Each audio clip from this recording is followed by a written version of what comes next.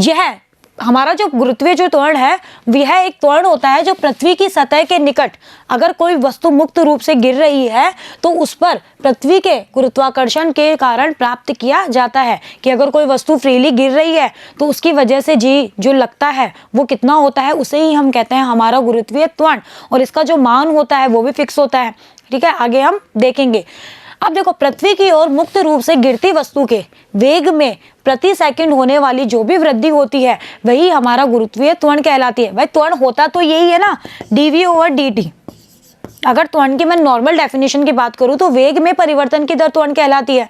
अगर मुझे इस ए को जी में बदलना है तो बस इतना ही तो कहूंगी कि पृथ्वी की ओर मुक्त रूप से गिरती हुई वस्तु के वेग में प्रति सेकंड जो वृद्धि होती है उसे ही हम कहते हैं गुरुत्वीय त्वरण, और इसे हम स्मॉल जी से डिनोट करते हैं। अब त्वरण है, त्वरण कोई सा भी हो, मात्रक तो वही रहता है। तो मात्रक क्या होगा, मीटर पर सेकंड स्क्वायर। और इस जी की एक खासियत है, वो क्या, वो भी आप देख भी लोगे कि ये जो जी है ना, ये वस्तु के आकार और उसके द्रव्यमान दोनों के ऊपर डिपेंड नहीं करता।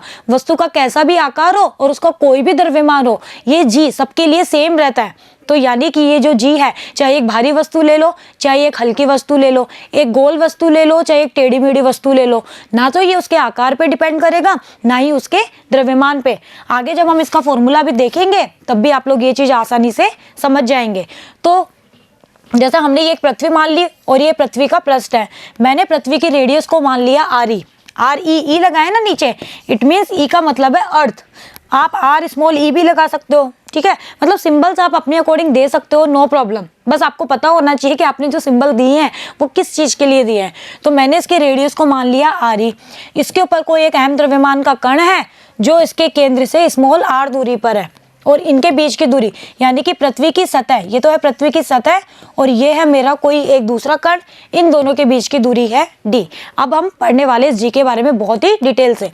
अब देखो, वह गुण जिसके द्वारा एक वस्तु दूसरी वस्तु पर गुरुत्वीय खिंचाव आरोपित करती है। आपको अच्छे से पता है कि दो वस्तुएं हैं जिनके कोई द्रव्यमान है, जिनके बीच की कोई दूरी है, तो उनके बीच में एक आकर्षण बल लगता है, जो हम लोगों ने लास्ट वीडियो में बहुत अच्छे से पढ़ा, गुरुत्वाकर्षण। यह महसूस करती है, जिसके कारण वस्तु अपनी अवस्था परिवर्तन या समरूप गति में परिवर्तन का विरोध करती है। इसका जड़त्वीय द्रव्यमान m कहलाता है। देखो, जड़त्व के बारे में हम लोग हमारे लास्ट चैप्टर में बहुत अच्छे से पढ़ के आ चुके हैं, हमारा जो जड़त्व होता है। और ये चीज हम लोगों ने हमारे न्यूटन सर का जब हमने प्रथम नियम पढ़ा था, जड़त्व का नियम, वहां भी मैंने आपको समझाई थी कि जड़त्व जो होता है वो हमारी अवस्था परिवर्तन का विरोध करता है। यानी कि स्थिर है तो उसको स्थिर ही रखता है, गतिशील है तो गतिशील ही रखता है। ठीक है, यानी कि अवस्था परिवर्तन में विरोध करता है। यदि गुरुत्वीय क्षेत्र की तीव्रता, देखो अगर मैंने मान लिया कि हमारा जो गुरुत्वीय क्षेत्र है, पृथ्वी के कारण जो गुरुत्वाकर्षण बल के कारण जो क्षेत्र उत्पन्न हुआ उसको मैंने कहा गुरुत्वीय क्षेत्र। तो गुरुत्वीय जो क्षेत्र है इसकी तीव्रता को मैंने नाम दे दिया कैपिटल E। जब आप लोग 12th में जाएंगे तो आप वहां पढ़ेंगे विद्युत क्षेत्र की तीव्रता। वहां 3-4 चैप्टर है जिसमें आप लोग विद्युत क्षेत्र के बारे में ही पढ़ने वाले हैं। तो वहां पढ़ेंगे विद्युत क्षेत्र की तीव्रता, उसको भी हम वेक्टर E वेक्टर से ही डिनोट करेंगे। ठीक है, वहां जब आप जाएंगे तो इस एक फॉर्मूला निकलता है, वो होता है QE, क्योंकि विद्युत जो क्षेत्र होता है वो स्थिर आवेश के कारण उत्पन्न होता है। F इज टू QE, लगने वाला जो बल होता है वो इतना होता है। तो F इज टू निकलेगा QE, जहाँ Q होता है स्थिर आवेश, एक जो स्थिर आवेश होता है उसकी वजह से विद्युत क्षेत्र उत्पन्न होता है। अब यहाँ पर हम लोग आवेश वगैरह की तो बात नहीं कर रहे, हम तो दो कण ले रहे हैं जिनके द्रव्यमान मान रहे हैं। तो हम इस F को जो ये Q है उसको हम यहाँ M से रिप्लेस करेंगे। ओके, ये थोड़ा सा आपके नेक्स्ट क्लास का पार्ट है, लेकिन मैंने आपको थोड़ा समझा दिया कि Q आवेश के कारण लगने वाला जो बल होता है F, वो होता है QE। अब यहाँ पर हम आवेश की बात थोड़ी कर रहे हैं, हम तो कणों की बात कर रहे हैं। कण में होते हैं द्रव्यमान, तो इसलिए द्रव्यमान में हम लेंगे Q को रिप्लेस किससे कर दिया, M से। तो F बराबर क्या आ गया, ME, ऐसे लिख सकते हैं। अब ये E मेरा हो गया गुरुत्व क्षेत्र की तीव्रता, क्योंकि हमने कण की बात करी इसलिए।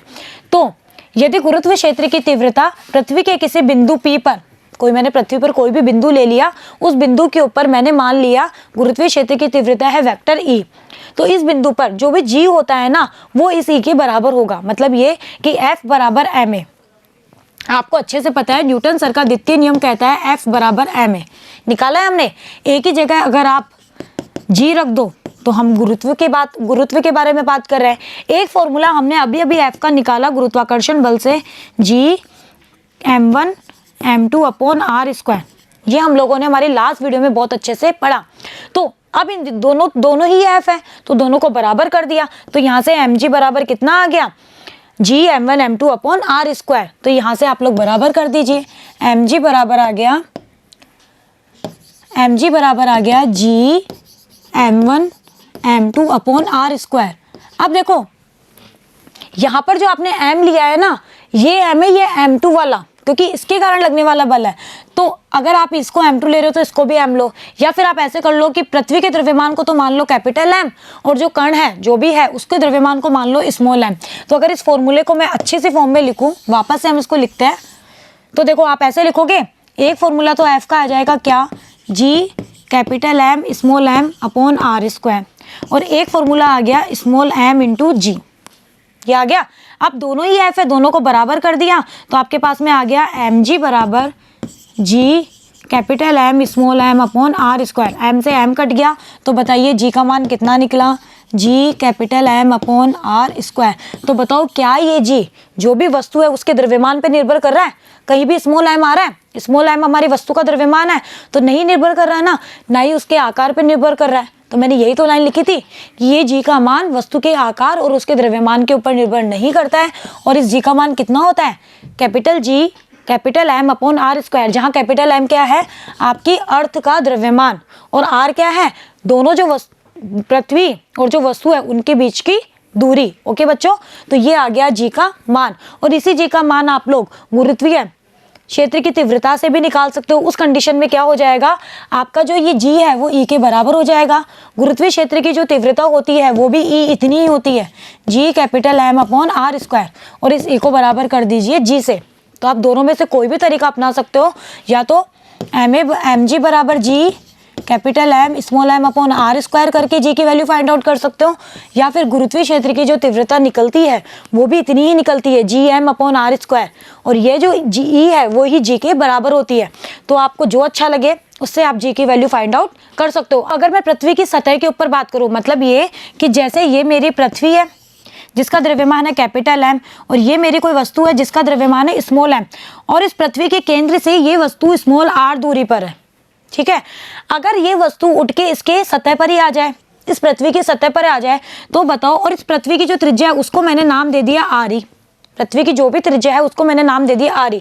जब ये वस्तु यहीं आ गई तो बताओ ये r बराबर आरी हुआ नहीं हुआ, भाई ये वस्तु उठ के यहाँ आ गई तो ये इसकी त्रिज्या के तो बराबर हुआ। तो पृथ्वी की सतह पर अगर आपको गुरुत्वीय त्वरण पूछा जाए तो इस r को रिप्लेस किससे कर दो, पृथ्वी की त्रिज्या से। वो कैसे किया वो मैंने आपको समझा दिया।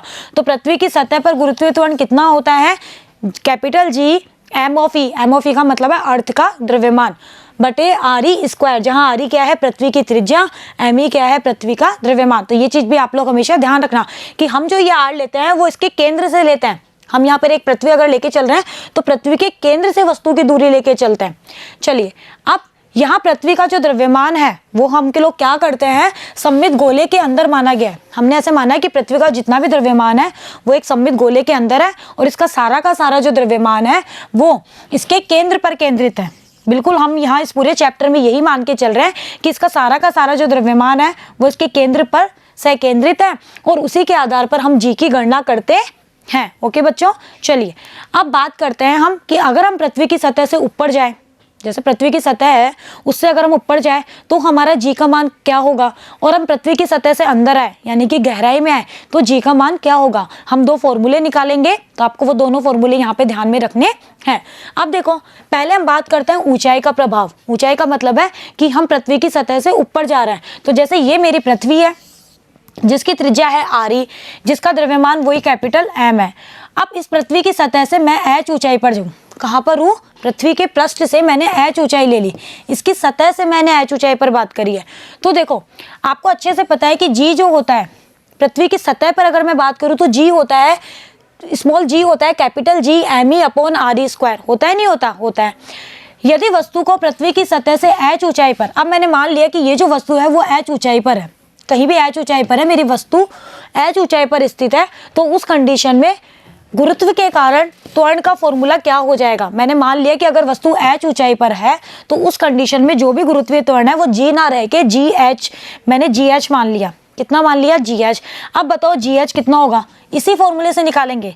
G एज इट इज रहेगा, अर्थ का द्रव्यमान थोड़ी चेंज हो जाएगा, वस्तु की ऊंचाई पर जाने न जाने से जो हमारी पृथ्वी है उसका द्रव्यमान तो बदलने से रहा नहीं बदलेगा ना। फर्क किस में पड़ेगा, फर्क पड़ेगा हमारी इस दूरी में। अगर मेरी वस्तु पृथ्वी की सतह पर है, जब तो वस्तु की पृथ्वी के केंद्र से दूरी इसकी रेडियस के ही बराबर है, लेकिन जब वस्तु h ऊंचाई पर चली गई तो आपको तो हमेशा दूरी लेनी है सेंटर से वस्तु की दूरी, पृथ्वी के केंद्र से वस्तु की दूरी। बताओ कितनी हो गई, एक तो है RE और एक है h, कितनी हो गई RE प्लस h का होल स्क्वायर, होगी नहीं होगी, बस यही चीज आपको ध्यान में रखनी है। अब आपके पास GH आ गया, आपके पास G भी है। अब आपको G और GH में रिलेशन निकालना है कि आखिर जो G है वो कितना बढ़ा या कितना घटा, जो भी है। तो आप लोग क्या कर दीजिए, GH को G से भाग कर दीजिए। GH कितना है, GME upon RE plus H का होल स्क्वायर, और G कितना है, G है GME अपॉन RE स्क्वायर। ये पूरी टर्म इससे कट गई, ये ऊपर चला गया, तो GH अपॉन G कितना आ गया, ये आ गया RE स्क्वायर बटे RE प्लस H का होल स्क्वायर। आया नहीं आया, आया। अब यहाँ से आप लोग क्या करिए, यहाँ से RE को, इस वाला जो नीचे वाली स्टेप है ना, इसको हम थोड़ा सा क्लियर करते हैं।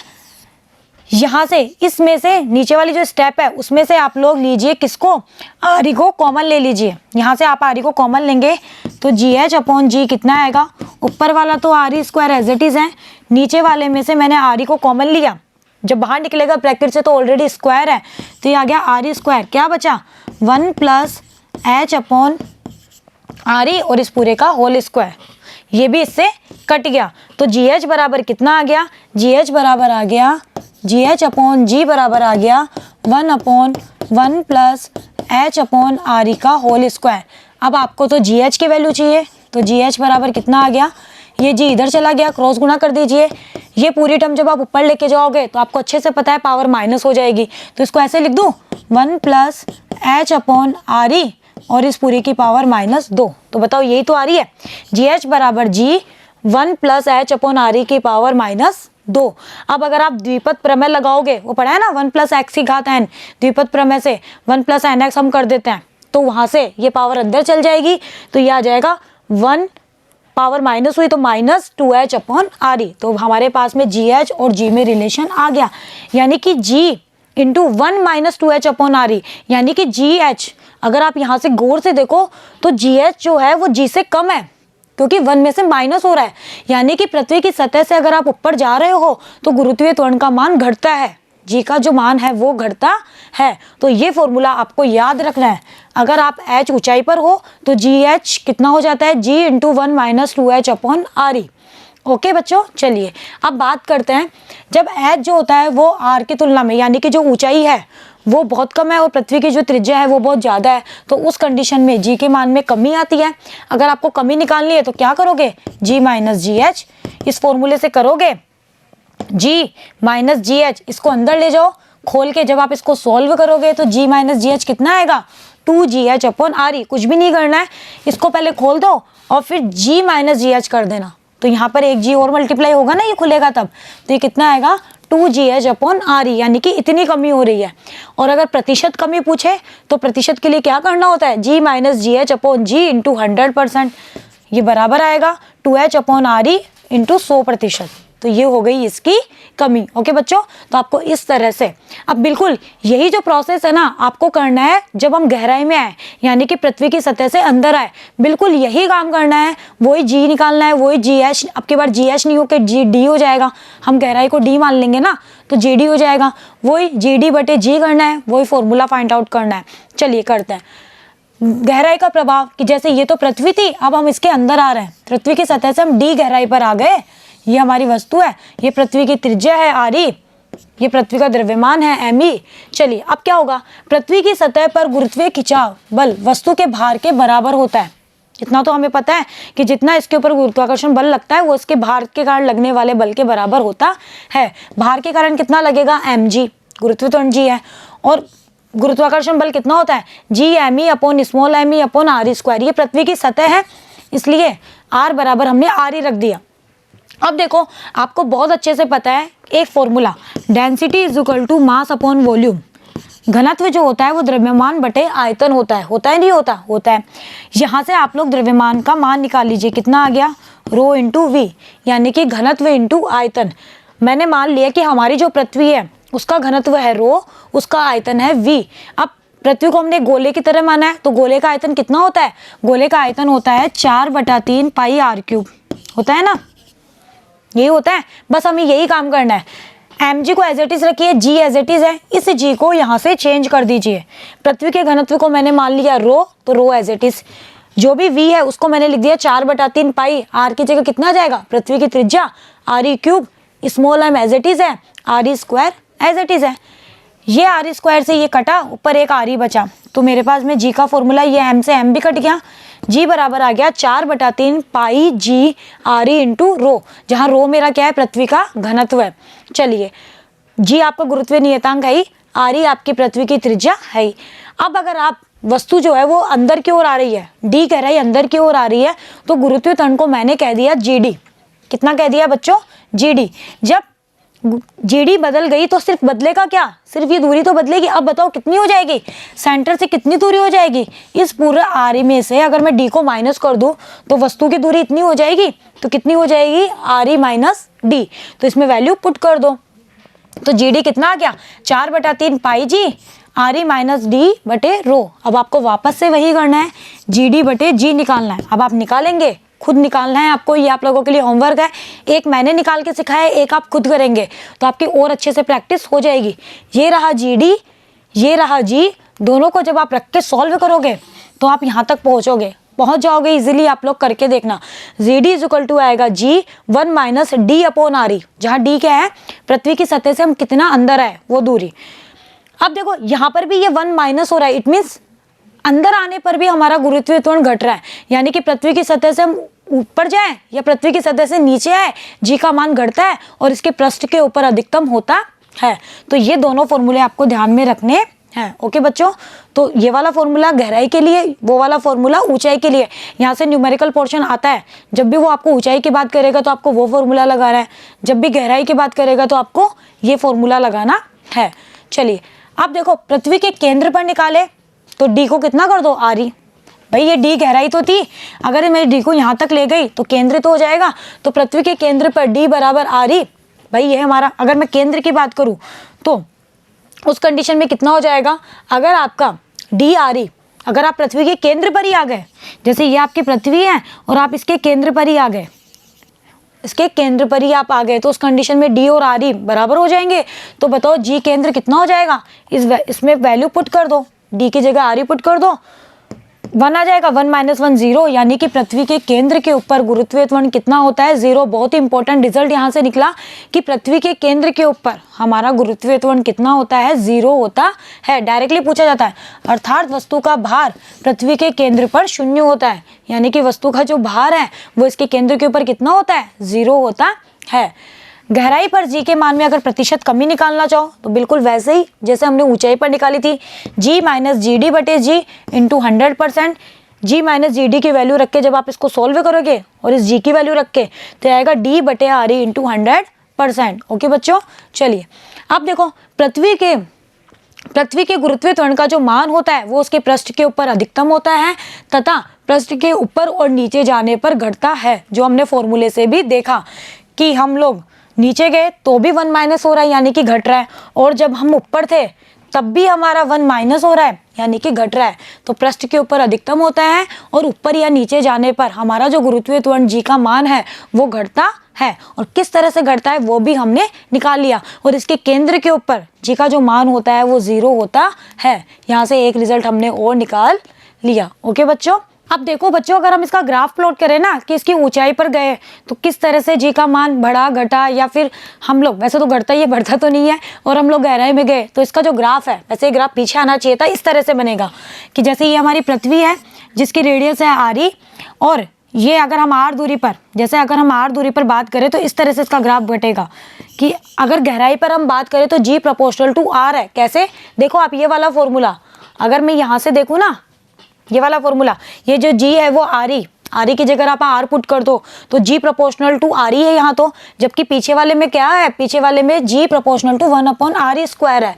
तो जब हम इसका ग्राफ प्लॉट करते हैं तो हमें कुछ इस तरीके का डायग्राम मिलता है कि ये तो प्रोपोर्शनल की तरह है और ये पृथ्वी की सतह के बाहर हम गए तो इस तरह का ग्राफ हमें प्राप्त होता है। ओके बच्चों, अब हम बात करते हैं हमारी गुरुत्वीय स्थितिज ऊर्जा की। तो देखो बिल्कुल यही चीज आप लोग 12th क्लास में भी पढ़ेंगे। जब आप लोग विद्युत स्थितिज ऊर्जा पढ़ेंगे वहां हम आवेश की बात करते हैं, यहाँ हम कण यानी कि द्रव्यमान की बात करते हैं। तो इसके लिए हम क्या करते हैं कि हम अनंत से किसी भी द्रव्यमान को हमारे गुरुत्वीय क्षेत्र के अंदर लाते हैं तो उस कंडीशन में हमें कार्य करना पड़ता है। तो जो कार्य हम करते हैं वही कार्य हमारा स्थितिज ऊर्जा के रूप में संचित हो जाता है, यानी कि किया गया कार्य ही हमारी स्थितिज ऊर्जा होती है।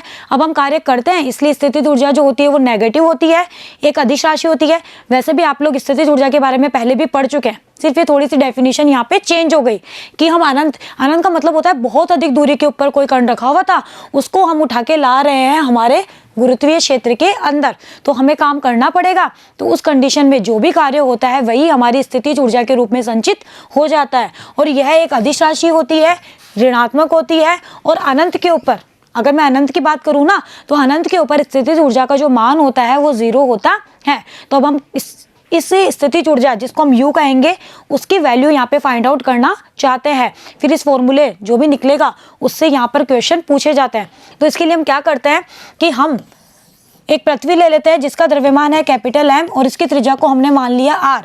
आप लोग चाहे तो RE भी मान सकते हैं, जो हम अब तक करते आ रहे हैं।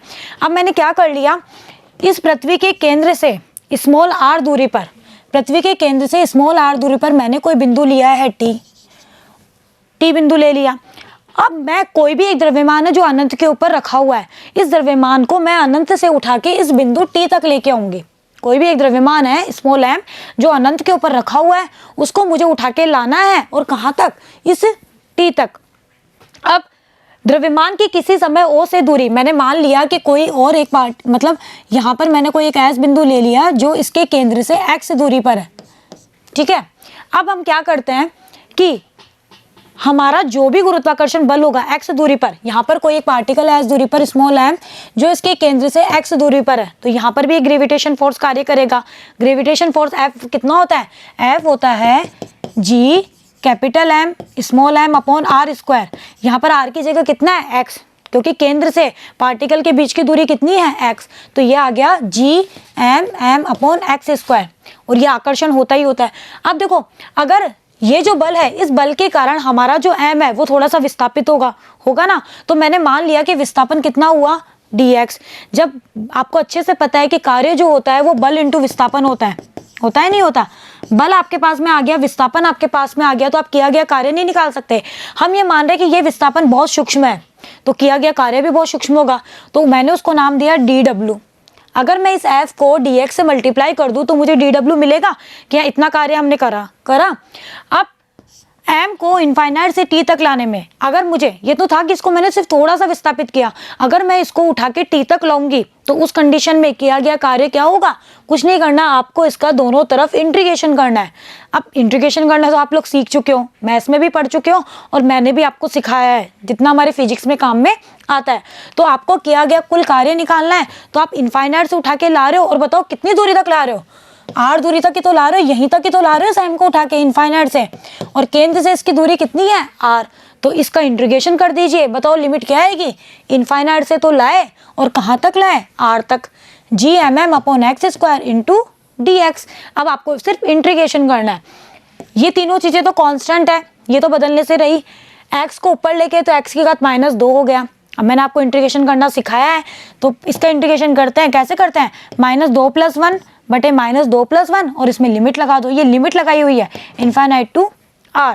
जब आप इसमें लिमिट लगाओगे तो ये कितना आ जाएगा, पहले इसको सॉल्व करो, ये माइनस ये रहा G और ये आ जाएगा 1/x, क्योंकि x की पावर -1 बचेगा। अब इसमें लिमिट लगा दो, जब आप इसमें लिमिट लगाओगे तो 1/r, अपर लिमिट माइनस लोअर लिमिट, हमेशा मैंने सिखाया है, अब तक आप लोगों को ये चीज़ अच्छे से आ भी चुकी होगी।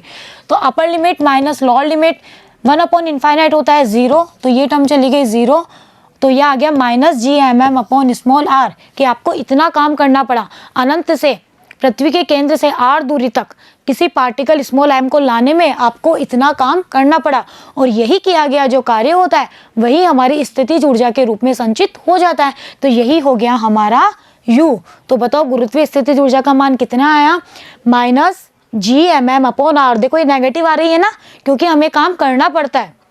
और अगर मैं पृथ्वी की सतह पर लाऊं, जैसे अगर मुझे उस पार्टिकल को अनंत से उठा के पृथ्वी की सतह पर ही लाना है, तो बताओ उस कंडीशन में हमारा जो r है वो पृथ्वी की त्रिज्या के बराबर होगा नहीं होगा। भाई केंद्र से दूरी अब कितनी हो गई, केंद्र से दूरी r के बराबर ही हो गई। तो पृथ्वी की सतह पर गुरुत्वीय स्थितिज ऊर्जा कितनी हो गई, -Gmm/r। ओके बच्चों, तो ये है हमारी गुरुत्वीय स्थितिज ऊर्जा का फॉर्मूला जो आपको ध्यान में रखना है। डायरेक्टली यहाँ से क्वेश्चन बनते हैं, आपको वैल्यूज दे देगा और आपको पूछ सकता है। तो आपको सारी वैल्यूज पता होनी चाहिए कि पृथ्वी की सतह से ऊपर गए तो गुरुत्वीय त्वरण कितना हुआ, नीचे आए तो कितना हुआ, गुरुत्वीय स्थितिज ऊर्जा कितनी हुई। ओके बच्चों, तो आज के लिए इतना ही। बने रहिएगा मेरे साथ, मिलते हैं नेक्स्ट वीडियो में। Thank you.